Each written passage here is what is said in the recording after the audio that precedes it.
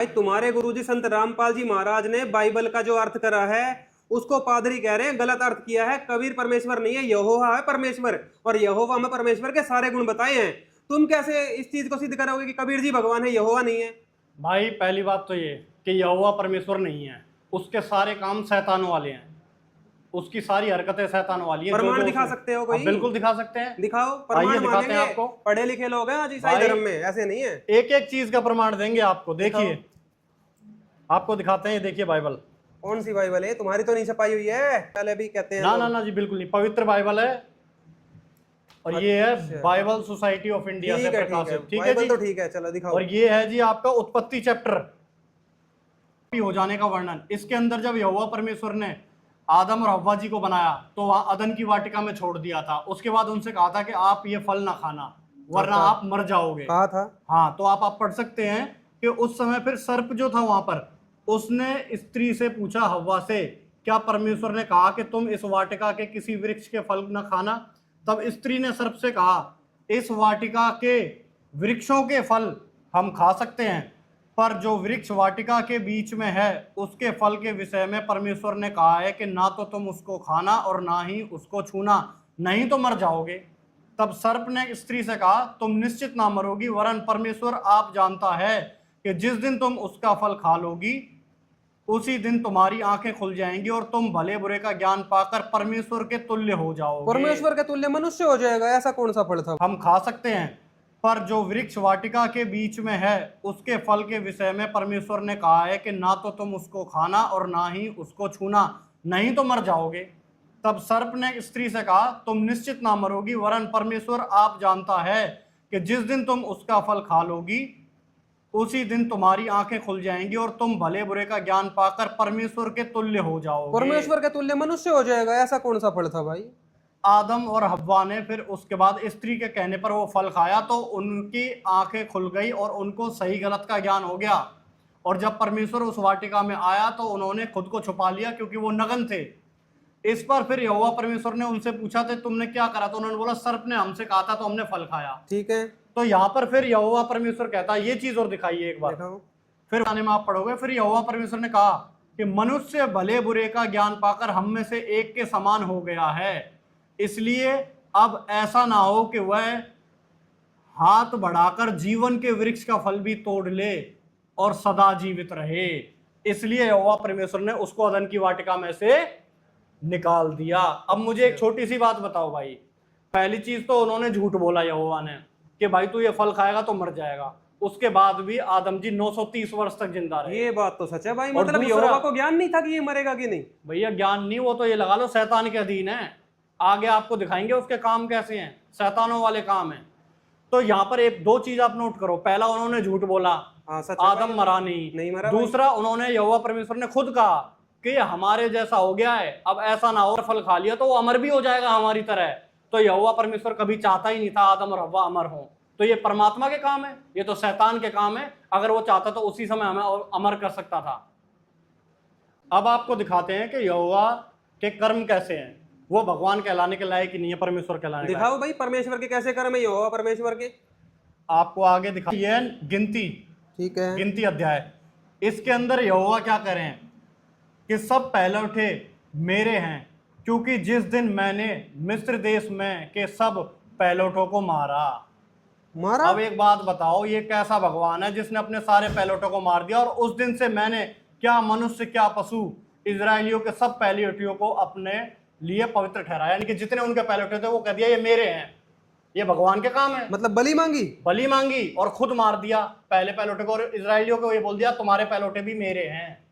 तो ये भाई भगवान ये का काम तो भगवान के नहीं लग रहे, ये तो भाई ऐसे भाई तो शैतान के काम हमने है। पुरानी कहानियां भी सुनी है, शैतान तो देखो मारते थे बच्चों को, ये तो भाई ऐसी सी कहानी लग रही है। परमेश्वर है ही नहीं भाई। अभी आपको और प्रमाणित करते हैं। दिखाओ।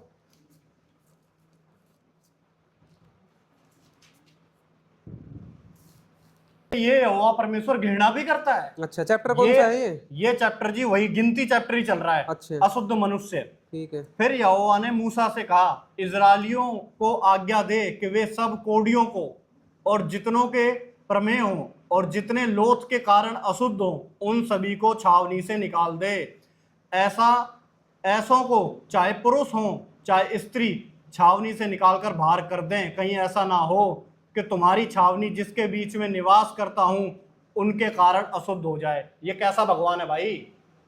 भगवान तो वो होता है अगर कोई बीमार हो ना उसको हाथ लगा दे तो वो ठीक हो जाए। ये तो भेदभाव किया जा रहा है भाई, घृणा कर रहा है साफ साफ उस हाँ, घृणा है परमात्मा भाई के इसमें बच्चों तो। से। भगवान कहाँ है? शैतान भगवान के है। गुण नहीं लग रहे भाई ये तो बिल्कुल भी। कोरे शैतान के गुण हैं। और आपको और प्रमाणित करते हैं इससे आगे और दिखाते हैं यहोशू चैप्टर में।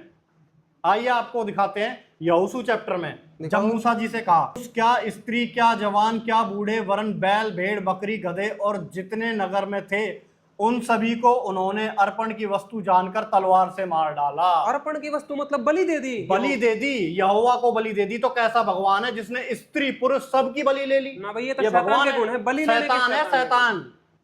और आज समाज, ये जितने भी आपके ईसाई धर्म के पादरी बने फिरते हैं, पास्टर बने फिरते हैं, ये सच्चाई जनता को नहीं बताते, भोले भाले भक्तों को गुमराह करते हैं। अगर उन्हें सच्चाई पता चल जाए तो उन्हें भगत समाज को एक सही दिशा मिल जाए। आगे आपको और दिखाते हैं कि ये शैतान है। इतिहास चैप्टर, ठीक है। इतिहास के अंदर परमेश्वर के तेज में आप आएंगे सुलेमान के प्रवचन में। तब सुलेमान कहने लगा, यहोवा ने कहा था कि मैं घोर अंधकार में वास किए रहूंगा। तो अब मुझे एक बात बताओ, यहाँ पे ये कहते हैं कि वो परमात्मा प्रकाशवान है, नूरी शरीर है, या ये कहते हैं निराकार है, चलो मान लो तेज है। ये तो कह रहा है मैं अंधकार में रहूंगा। अंधकार में तो शैतान रहता है, भगवान का रहता है अंधकार में। ये तो खुद विचार करने वाला सवाल है। जितने भी अपने ईसाई भाई हैं उनको खुद विचार करना चाहिए। जो यहोवा परमेश्वर वो तो अंधकार में रहता है भाई। ये देखो बाइबल कहती है, एक बार और दिखाओ, कद इनके भ्रम पड़ जा।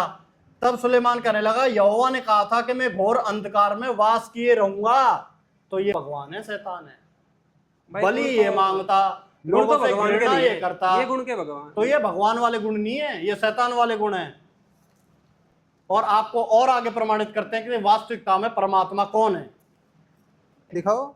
बाइबल कहती है यूहन्ना चैप्टर में, क्योंकि जो कोई बुराई करता है वह ज्योति से बैर रखता है, यानी कि वो उस प्रकाशवान परमात्मा से बैर रखता है और ज्योति के निकट नहीं आता, यानी कि वो अंधकार की तरफ जाएगा, वो यहोवा की तरफ जाएगा। जो उस परमात्मा से बैर करेगा, उस सत्पुरुष से बैर करेगा, जैसा आज का ईसाई समाज कर रहा है। और सत्य पर चलता है, यानी कि जो उस सत्पुरुष को जान गया, वह ज्योति के निकट आता है ताकि उसके काम प्रकट हों और वह परमेश्वर की ओर से किए गए हैं, यानी कि वो उस परमात्मा की तरफ ले जाएंगे। ये उसकी जानकारी है। बताते हैं परमात्मा के कार्य कैसे होते हैं और परमात्मा के विषय में बाइबल में क्या बता रखा है। बाइबल में जो बता रखा है वही चीज कबीर परमात्मा ने अपनी वाणी के माध्यम से बताई है, जिसको संत रामपाल जी महाराज हमारे गुरुदेव बताते हैं कि कोट चंद सूर्य छिप जावें, जिसके एक रोम चमकारा हो, कहे कबीर सुनो धर्मदासा, ऐसा सत्पुरुष दरबारा हो कि करोड़ों चंद्र के प्रकाश भी फीका पड़ जाए उस परमात्मा के एक रोम को के प्रकाश के बराबर। तो उसी के विषय में बाइबल बताती है। ये दिखाते हैं। अच्छा, बाइबल में बताया कबीर भगवान हो गया? बिल्कुल जी, दिखाओ। यूहन्ना चैप्टर, क्योंकि जो कोई बुराई करता है वह ज्योति से बैर रखता है, यानी कि उस प्रकाशवान परमात्मा से बैर रखता है और ज्योति के निकट नहीं आता, ऐसा ना हो कि उसके कामों पर दोष लगाया जाए जो उससे बैर रखते हैं। परंतु जो सत्य पर चलता है वह ज्योति के निकट आता है ताकि उसके काम प्रकट हों कि वह परमेश्वर की ओर से किए गए हैं। यानी कि जो उस परमात्मा को जानता है वो उस प्रकाशमय परमात्मा की तरफ जाएगा और जो उससे बैर रखेगा वो अंधकार की तरफ जाएगा। आज संत रामपाल जी महाराज प्रमाण के साथ बताते हैं कि वो परमात्मा कौन है, और इसी का प्रमाण मिलता है ऑर्थोडॉक्स जूइश बाइबल में अय्यूब चैप्टर में, CL इज कबीर, कि वो परमात्मा जो है उसका नाम कबीर है। लेकिन आज क्या है, ईसाई धर्मगुरुओं ने भोले भाले भगत समाज को इतना गुमराह कर दिया है कि आज वो चाहकर भी उस ज्ञान को अपना नहीं पा रहे हैं। इसका कारण सबसे बड़ा ईसाई धर्मगुरुओं की अज्ञानता है। और संत जी ने तर्क के साथ, प्रमाण के साथ ये प्रमाणित कर दिया कि वो परमात्मा कबीर है, जिसका बाइबल में भी प्रमाण है और अन्य धर्म ग्रंथों में भी प्रमाण है।